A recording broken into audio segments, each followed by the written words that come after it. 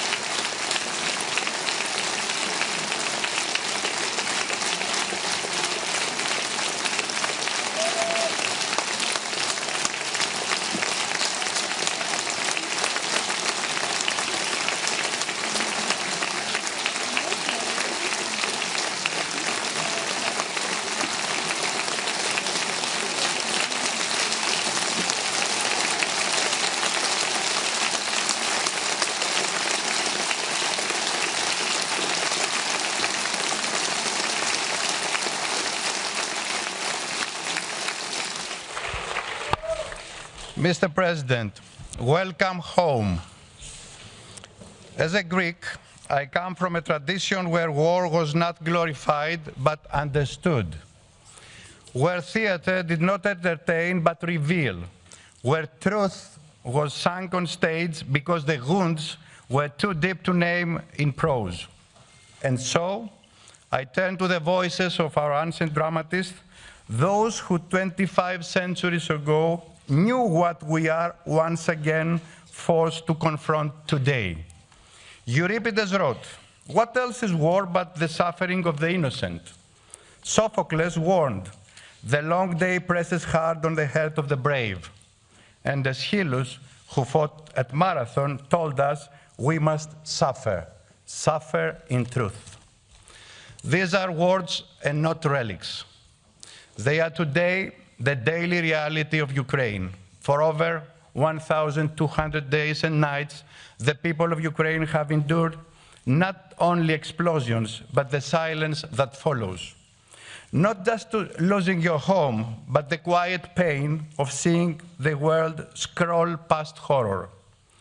They live in nightmares, and among those nightmares, one stands out as the most dangerous: that the world might become accustomed to this war, that a full-scale invasion of a sovereign state becomes normalized, that war crimes become invisible, that suffering becomes business as usual.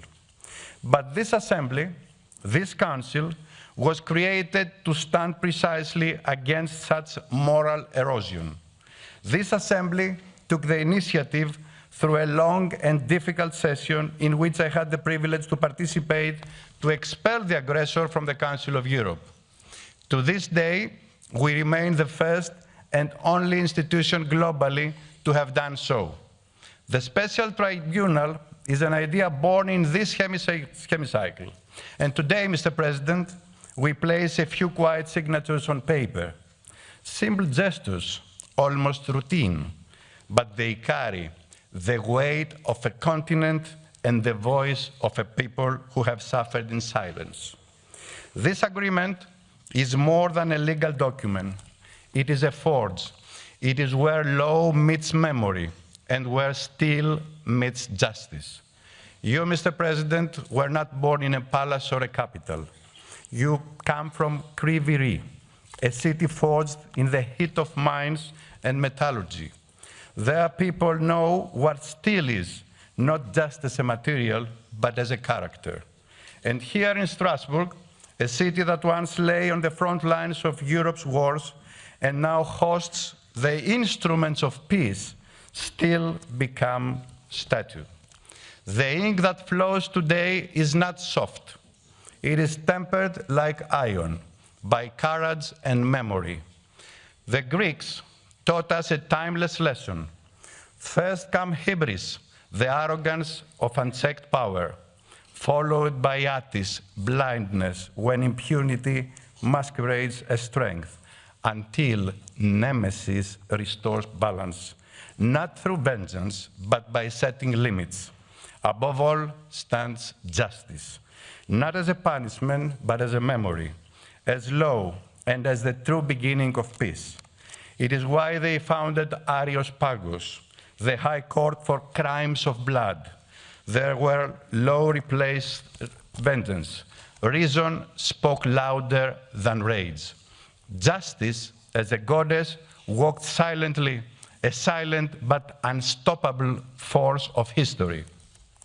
Today in Strasbourg, we echo the spirit of that sacred court. We say together that aggression is a crime, that sovereignty is not optional, that truth matters, and that justice is not the end of the war. It is the beginning of peace. Because where there is no justice, there can be no closure. And where there is no justice, nemesis waits in silence.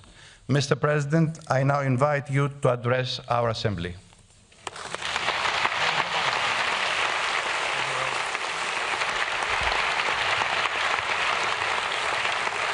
Thank you very much.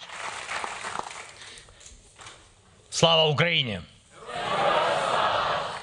Like at home. You said, welcome home. Mr. President, Mr. Secretary General, Madam Secretary General, honorable members of the Assembly, dear friends. First of all, thank you for supporting us, supporting Ukraine. Your support has been strong, clear, very important. In many ways, you have shown real leadership. Your clear political positions calling Russia's actions a crime of aggression, supporting a just end to the war, and rejecting any attempt to legitimize the Russian occupation of our Ukrainian territories have helped shape the political response of all of Europe. You have set the standard for every democratic nation across the continent. Thank you for that. Thank you. Since, yeah, please. Thank you.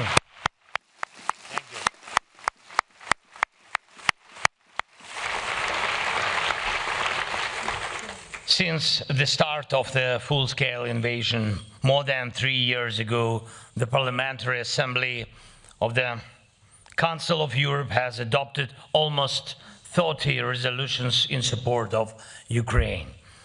The Council of Europe was the first major international organization to expel Russia for its aggression. You made it clear Russia's attack on Ukraine is an attack on all of Europe.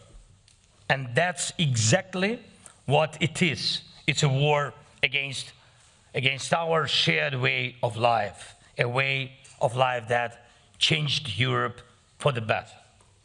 Europe was once the source of many bloody wars and brutal ideologies that caused huge suffering, not just here, but around the world. Not long ago, in just 1 century, Europe brought itself to ruin, and brought it twice. The devastation was total both times, but Europe learned its lessons. It rebuilt itself as a continent of peace. And today Europe helps others find peace and recover from tragedy. It defends international law and human rights around the world. Europe also shows the world how nations can respect each other even after a difficult and painful shared history. And these achievements didn't come by accident. They are not only the result of political will or public opinion, though those played a huge part. These changes also came from the right choices by leaders and the sincere beliefs of people across Europe. And of course, they are also the result of the work of European institutions like the Council of Europe and this Parliamentary Assembly that unite the continent. And importantly, they are also the result of Europe's commitment to justice, to holding evil accountable not just by force, but by law, by courts, by verdicts based on proven guilt. And we all remember that tribunal that brought justice after the horrors of Nazism. And the world will never forget Nuremberg years later, when hate and war returned to part of Europe. Another tribunal was needed, this time for the crimes in the former Yugoslavia. And again, Europe and its partners made sure justice was done in The Hague. Now we need the same for Russia's aggression against Ukraine. This crime must be judged clearly and fairly. The world needs an honest historic verdict, so everyone responsible for this war must be held to account. And not just because of what we all see happening in Ukraine, but through a proper legal process. It was here, in this assembly, that the first call for such a tribunal was made. The idea was endorsed here, and now it's gaining real support from partner countries in Europe and beyond. And I also want to thank the members of the Committee of Ministers who took a vote and supported the decision on establishing the special tribunal. Thank you. And yes,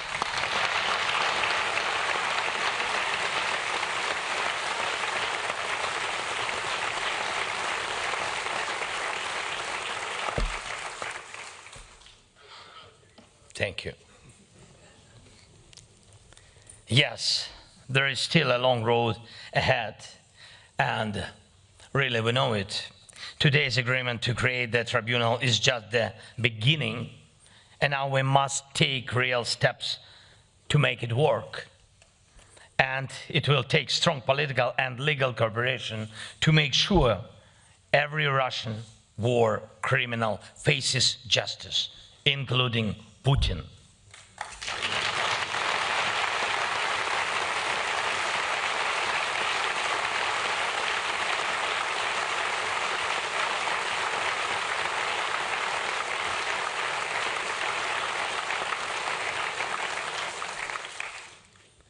And this is the path we must walk all the way to real charges and real verdicts. And I urge you to stay involved and keep leading, just as you have done so far.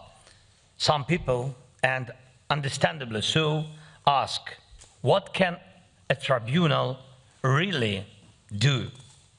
Wouldn't it be better to focus entirely on weapons, technologies, and drones? Of course, military support for Ukraine, tough sanctions against Russia, political pressure on the aggressor are all essential. And these are the things that make Russia feel the true cost of this war. And yes, the aggressor must lose.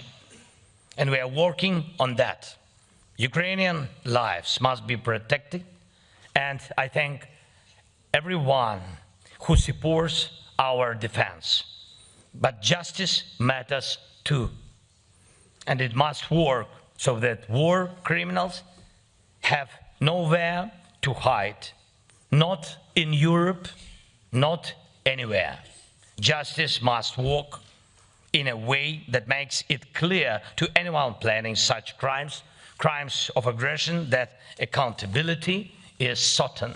And justice must work in a way that sets a legal principle: no rewards for aggression. That's why the crime of aggression must be recorded, judged, and punished. The Hague, perfect venue for it. The Hague is waiting for justice to be delivered. Thank you to everyone who is making that happen. Thank you. Thank you all. Merci à vous. Слава Україні! Дякую дуже. Thank you.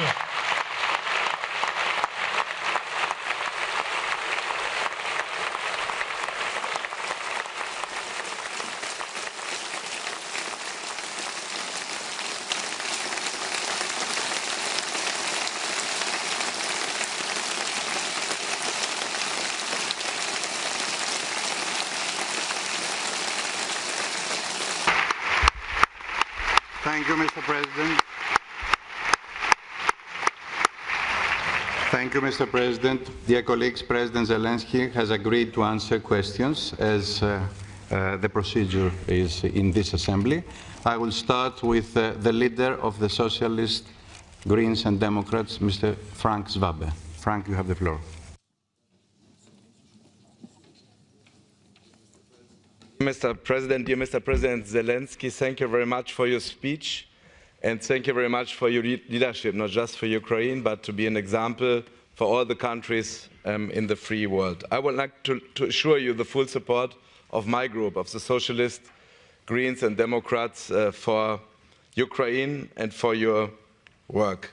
And let me say, I really want to say you can be very proud on your members of the Verkhovna Rada here, who are here in this assembly. They do their very best to support Ukraine from here, whether they are from your governmental party or whether they are from the opposition.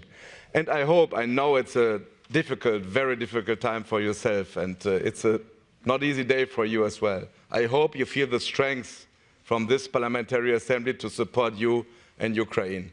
I would like to ask you a question, and I know for some people it sounds strange on a day like this where you lose so many lives. So how is the situation of rebuilding in the country? I know it's important for you to give hope in rebuilding already. Where are we now, and how we can increase the pace of rebuilding Ukraine?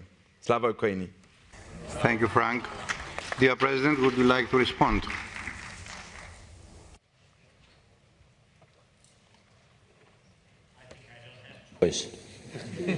Of course, I will answer. You are not in the White House.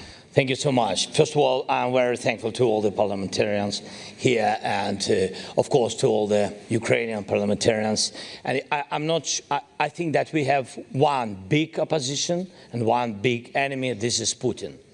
And we need unity here in Europe and, of course, in Ukraine. And I'm very thankful for the unity in Ukraine.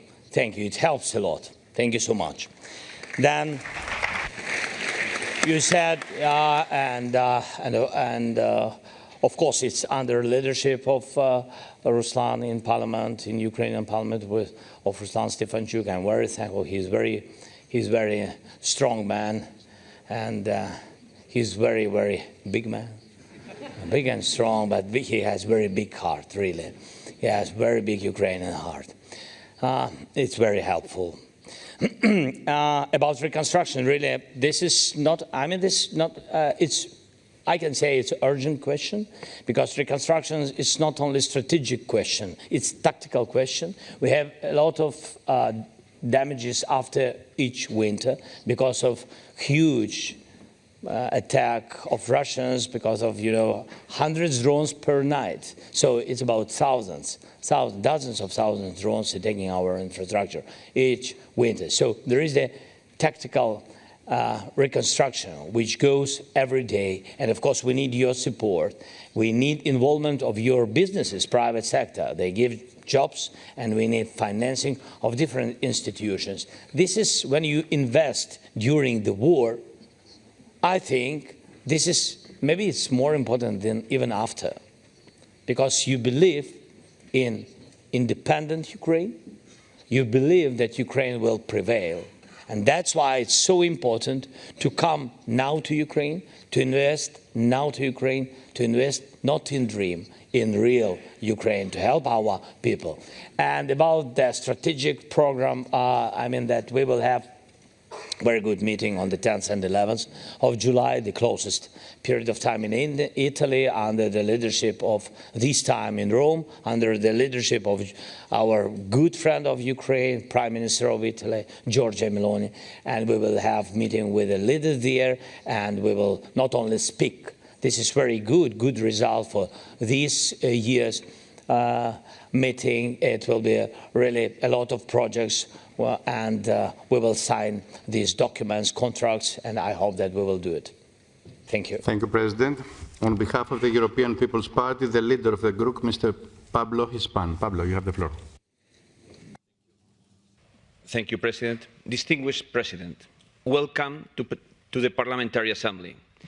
One of the founding fathers of the Council of Europe was Winston Churchill. Today, Mr. President, you, with your leadership and defense of your people and Europe as a whole, are a Winston Churchill of our time. And I feel in that way the first time that I met you in Kiev. I speak on behalf of the PP, the political group which led the report on the legal aspects of the Russian aggression, which laid the groundwork for the Tribunal and the Register of Damage. Unfortunately, today we have a more divided Europe, very often provoked by Russia interference.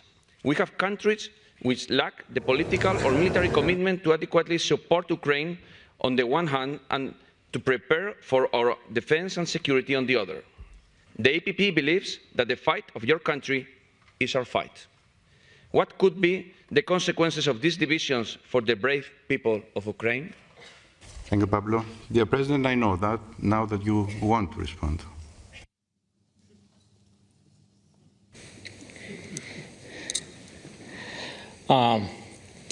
So this is, it was from the very beginning, this is a goal of Russia. So this is hybrid war. It's not just weapon, because you saw that they've been not successful from the very beginning of this war. They wanted to occupy us, during some days, and we stand with all our heroic soldiers, with all our people. It's really a strongest of our people, of our nation. But what was the most important? The unity. And we could organize the unity in Europe, even without, there's different parties, yes, but with different views, but with the same values. And I think this is the question of values, this unity. And Russia is targeting, yes, by the using social media, TV, different kinds of media, but also hybrid attacks, and cyber attacks, a lot of different things. These are instruments in the hands of Kremlin. What we need, not to lose this unity. I began from these words, and I really address it to you. And we need unity in Europe. First of all, it's our continent of real humanity, real freedom. And of course, for Putin, it's quick steps to divide all of us. And of course, if he will prevail in this, in dividing Europe, he will occupy all these values and destroy all these countries. It's not only about Ukraine. I think between us, I think we help a lot Europe today. And really, the price is very high. We pay this price. We are very thankful to all the countries, all the participants of this fight. But we really pay a lot. It's our Ukrainian losses. It's broken families, destroyed lives. And that's why we need from you big unity. You are much more stronger than Russia. They're alone, really alone. Repeat it each day. Thank you, President. Thank you. Thank you.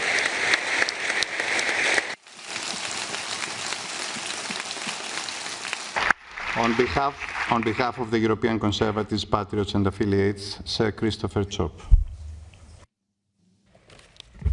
President, may I thank you for your inspiring leadership by example for freedom and also against appeasement.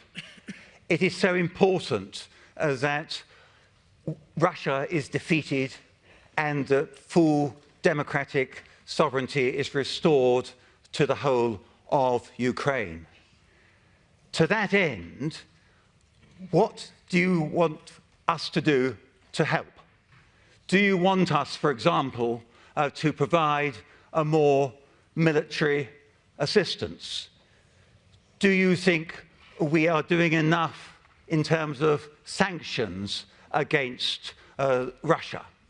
What else do you think we can be doing? Because at the moment we are obviously not doing enough in order to defeat the enemy. Thank you, Mr. President.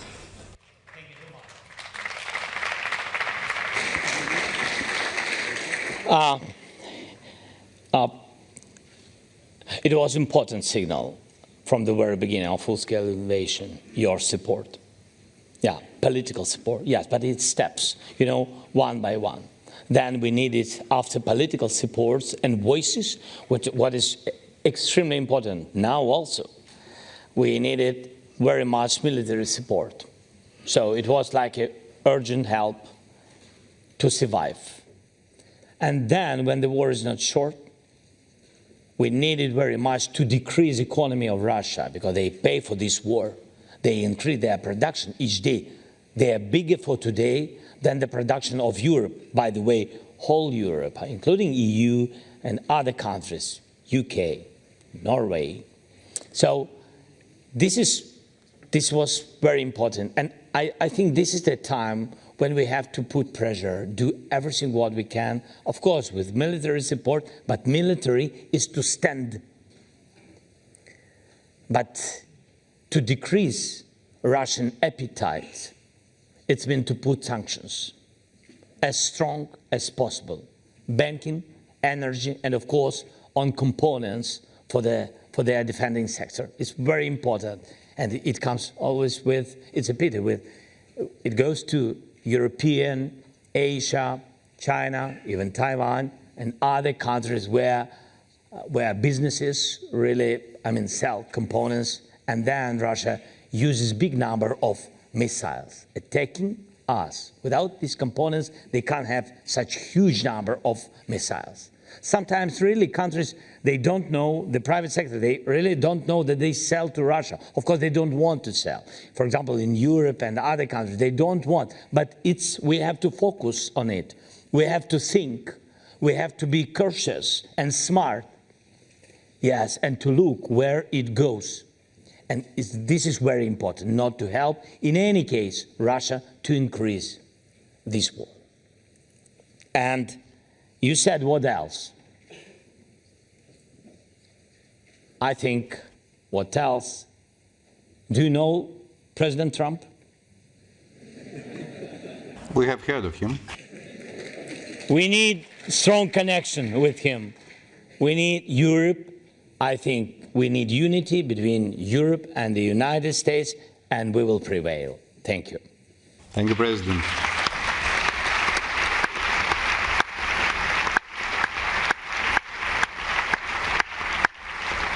And now, on behalf of the Liberal Democrats, the leader of the group, Mr. Julian Boulay. Julian. President Zelensky, you are the great defender of the free world and of Europe. And we've been talking about you so many times. We've been following you, fighting for your country, and also for the sake of the whole European human rights protectors and rule of law and democracy. And it's fantastic to see you here. I'm very privileged that I can address you this question on behalf of the Liberal group, and where, by the way, most of the Ukrainian delegation are sitting. And I'm very privileged that they've entrusted me with this task. Also, on behalf of all the Romanians, I want to thank you for keeping away from our borders, Romanian borders and Moldova's borders, the Russian troops and tanks. That is so important, and we owe it to you. A big thank you.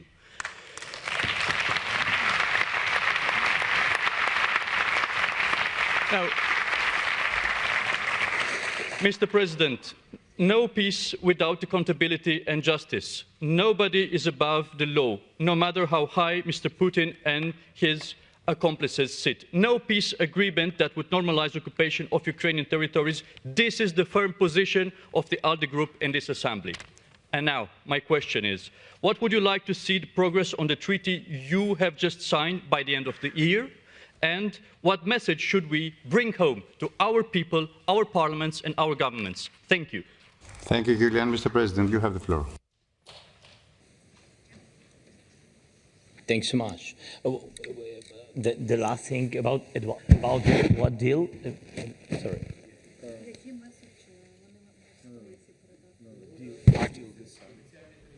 After Tribunal document. Next steps. Better to provide it this century, I think.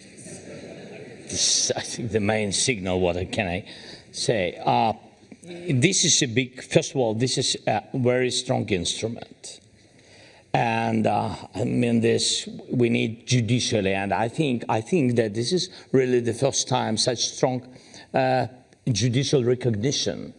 Yes, that crime of aggression, and that's why this is a very important step. What we need, you know, not only words and not only signatures. This is great, but this is political win. But we need real practical steps. And that's why we will need all the parliamentarians of all the participants here, all the countries, all our family, European family, yes. And I think we have, yes, to do it and to bring, I think, to bring peace closer. And this is one of the instruments which can help, yes. And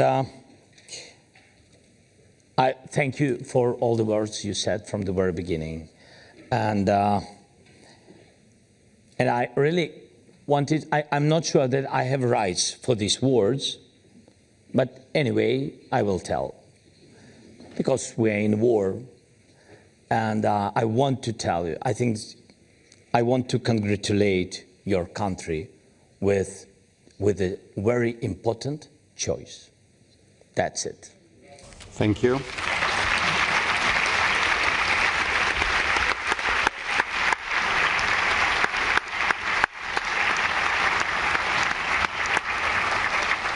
On behalf of the United European Left, the co-chair of the party, Laura Castel. Laura. Thank you, Chair. Mr. President, thank you so much for your speech and welcome to this Assembly. As you know, we stand in solidarity with the Ukrainian people during all these challenging and devastating times. And the Ukrainian people and our continent deserve peace. On the one hand, what is your vision for just and lasting peace settlement? And for the other hand, at the same time, Mr. President, we also believe that even under martial law, people deserve safeguards of their human rights, democracy, and the rule of law, in compliance with the recommendations of the Venice Commission. We know, though, that the Ukrainian Constitutional Court faces several serious problems, such as lack of quorum and chairmanship. So, can you elaborate on these problems and whether you have a strategy to safeguard human rights, democracy, and the rule of law for all the Ukrainians? Thanks again, Mr. President, for being here with us, and warm welcome again on behalf of the Left Group. Thank you. Thank you, Laura. Mr. President, you have the floor. Thank you so much. Thank you very much for your question.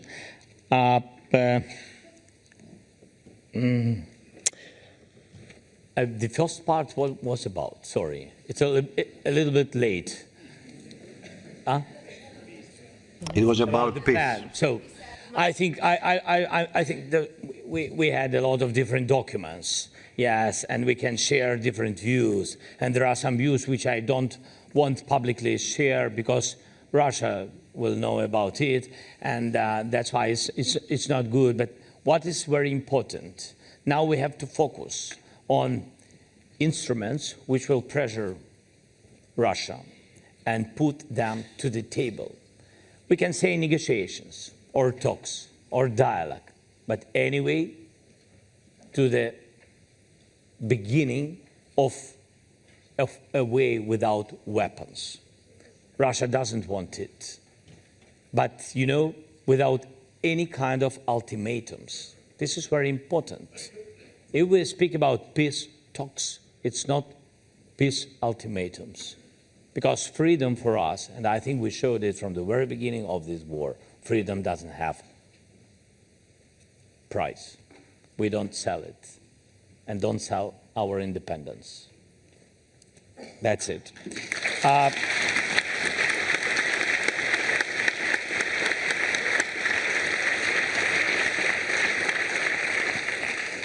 Really to save what he wants to occupy it. This is Ukraine, but this is more about not only territories, it's more about identity, it's more about philosophy, more about freedom, really. And I think he won't destroy it, because without Ukraine, I mean, he wouldn't be able to build the empire. He needs bases, and he needs Ukraine. We don't sell Ukraine. Mr. President. About Constitutional Court, yes, about Constitutional Court, I know that, I mean, that's so, we have some questions with it, but we will manage it. Good. Thank you. Mr. President,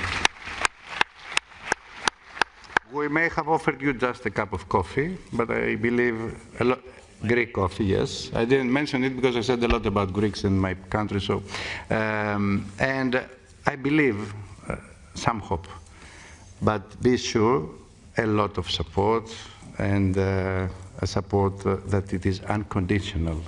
Only the conditions of democracy are being served here. Thank you so much for being with us. It is an honor. Dear colleagues, the Assembly will hold the next sitting tomorrow. The sitting is adjourned.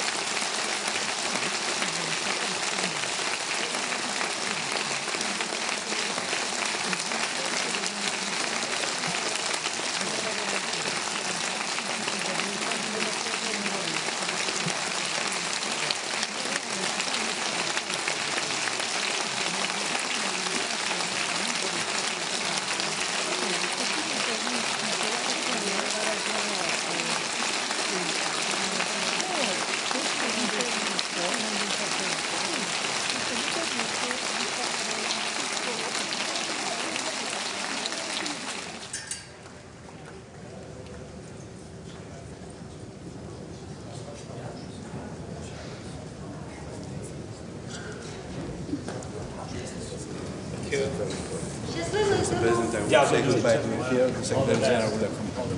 Thank you so much. Thank you so much. It was an honor. Thank you. Thank you.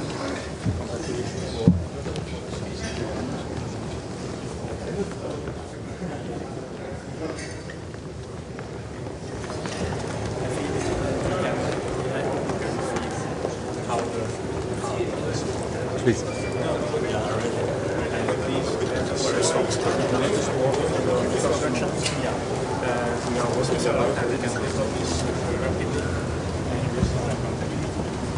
Your visit is very strong. Thank you. So I'm very hope. If I just go. Yeah, really.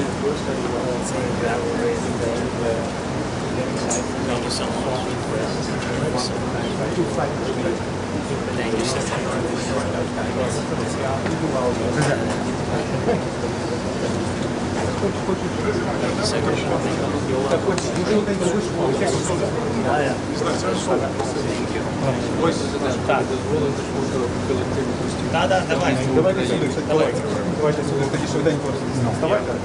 Хто тут є?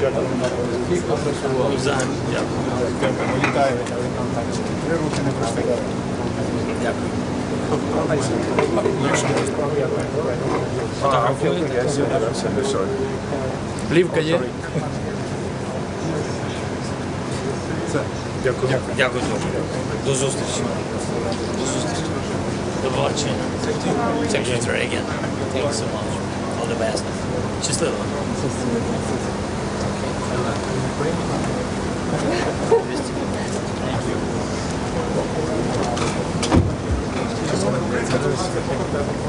Давайте в машину.